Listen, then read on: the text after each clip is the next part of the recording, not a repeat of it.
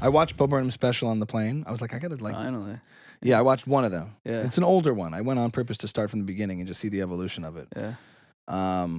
It was, I think it was called What? Mm. Did you ever see that one? Yeah, I think I saw all of them. Yeah. Yeah. And it's so interesting. It's just like, what I liked about it right off the bat was he's not even trying to do like what you're supposed to do with stand-up. Mm-hmm. It's a one-man show, multimedia kind of thing. Mm-hmm. And he's just, and I think he had a lot of internet notoriety. He had a lot of videos and people who knew who he was, so he could fill up rooms.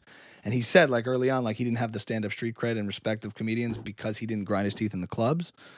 But what he put into it was very cool and like quite a spectacle of like songs mixed with pre-recorded things that he messes with.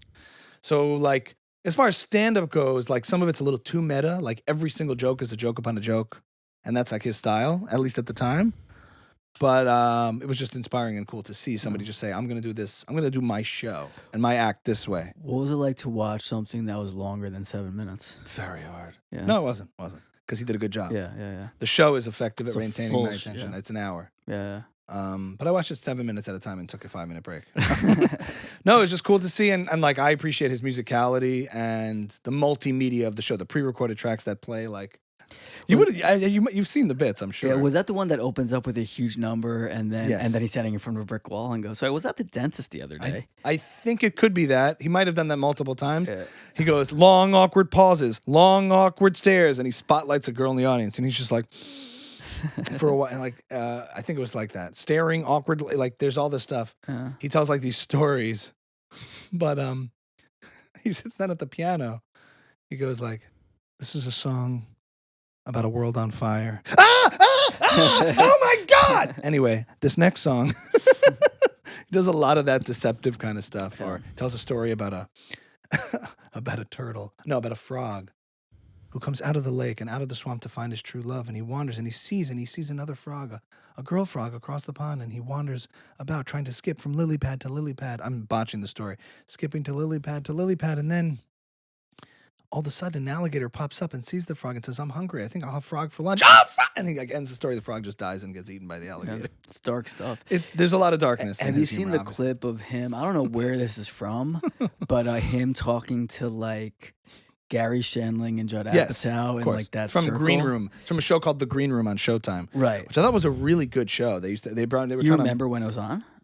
I didn't watch. I never watched those things. I found clips of it, but I think it was on Showtime for a while, and it was basically the idea was trying to emulate what a green room comedian. Right, it was like a tough crowd a little. They used to have these shows. Colin Quinn, Bill Burr. Right. Yeah, so it was one of those, and they. I know the clip you're talking when about. he's talking, first of all, he's way younger than all the other comics, and like they're all sort of trying to like feel him out a little bit, and then like you realize at some point they're like, oh, this kid's like a genius. I don't know if they realized it then.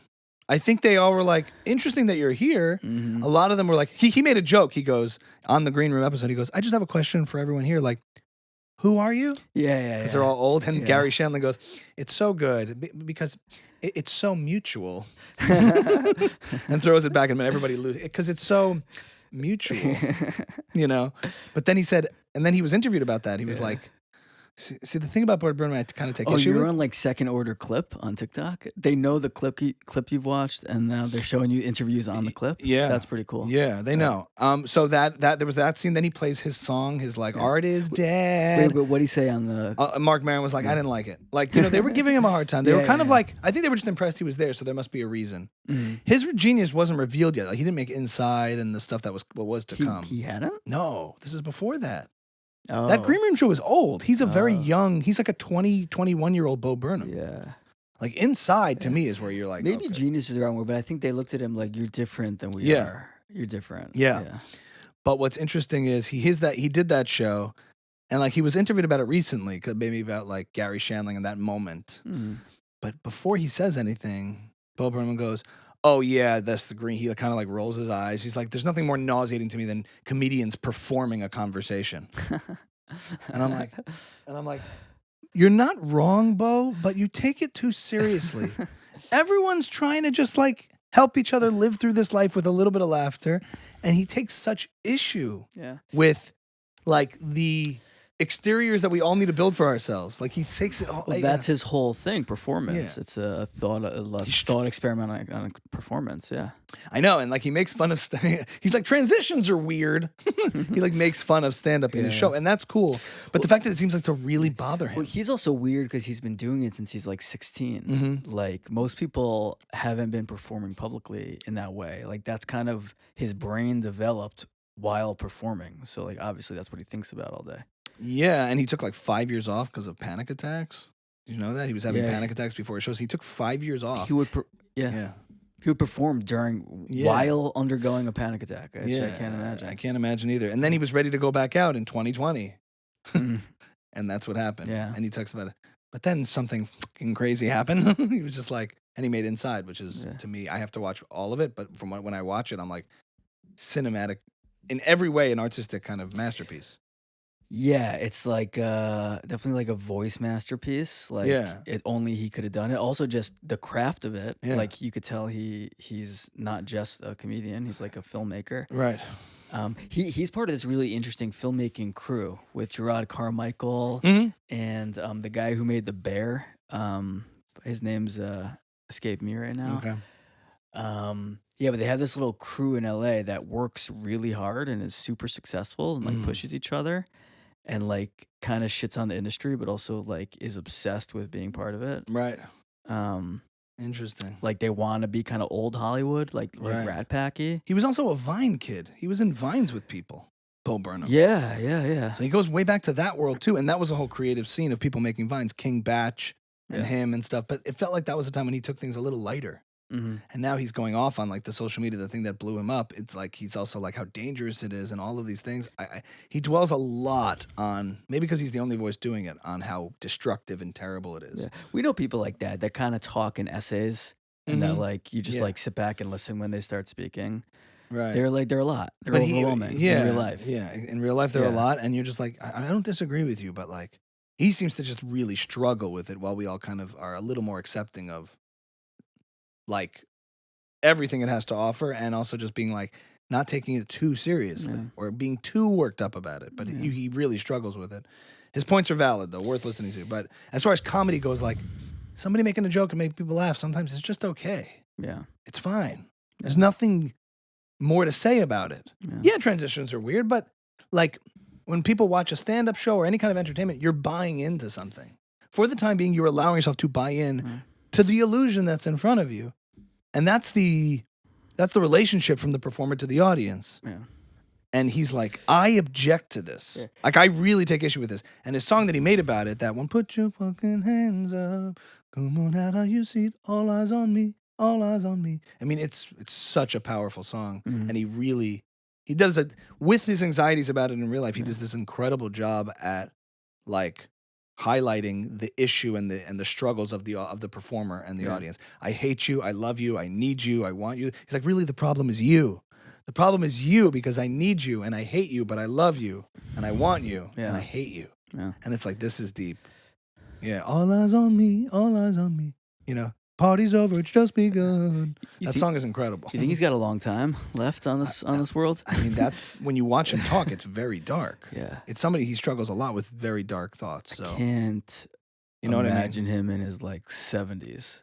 Right. I mean, it's or it's just like flame. Yeah. If he's strong enough, like I wish him the best because he's a genius. But when you see somebody talk about the darkness about a lot, it seems to really consume him. Yeah. But maybe his outlet is making that stuff, and that will be his way because parts of Inside, like there's a shot of Inside when on that song when he's looking out and it's like blue lit, but then he turns his eyes to the camera.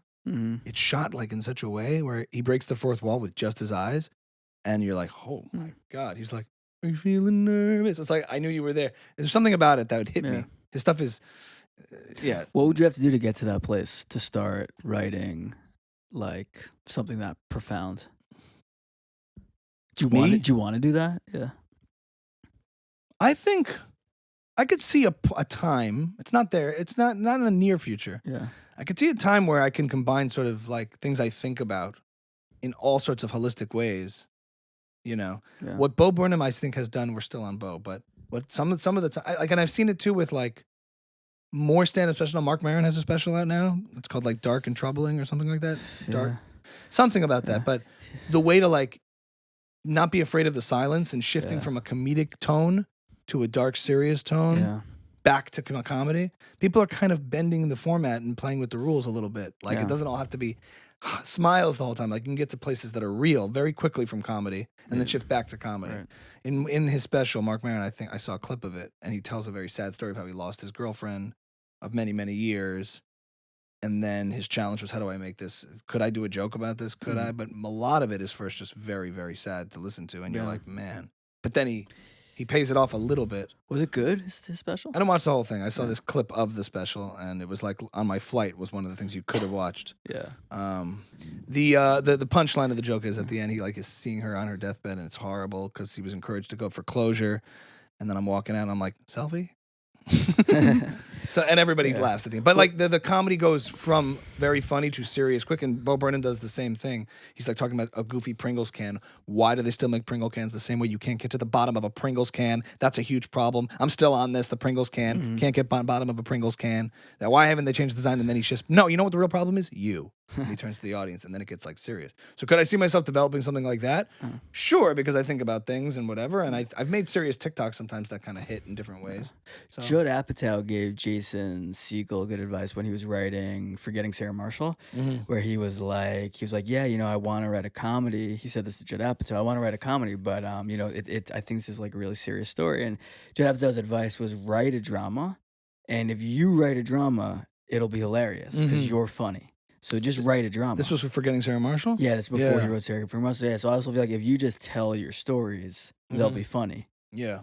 And also they could be as dark as you want to get, but no matter what, they'll be funny because you are funny. Right. Yeah. Key and Peele, Jordan Peele was like, the only difference between horror and comedy is the music. And I'm like, I don't know if that's fully true, but it's just interesting that because he came from the comedic world and is making these incredible horror films, like thrillers. So is there another angle to it? Yeah, but to me, that's the act that you develop after you've exhausted the funny bone a little bit. For me, yeah, and I still have to put in I'm still just trying to do the baseline, basics, and then you know what I mean. It's a business. It's a business. You sound like a dad. Listen, it's a business. Wow, great advice, Dad. It's a business. My dad would be like, got to keep your eye on the ball. Just keep your eye on the ball. What is that? A big ball of, it's a business. It's a business. My dad, every time I talk to him about like entertainment, listen, it's a cliff business. It's a cliff business. You have, sometimes you like this, sometimes you like this. And I'm like, I know. Buy high, sell cheap. That's what comedy's about. It's because of the shades, Michael. It's turning Buy cheap, sell high. Buy cheap, sell, buy low, sell high. Buy low, sell high. Not buy cheap, sell high. Yeah. I want to ask you about Ozempic. Why? Because I saw Adela Kochab post on TikTok about it. That she has. It was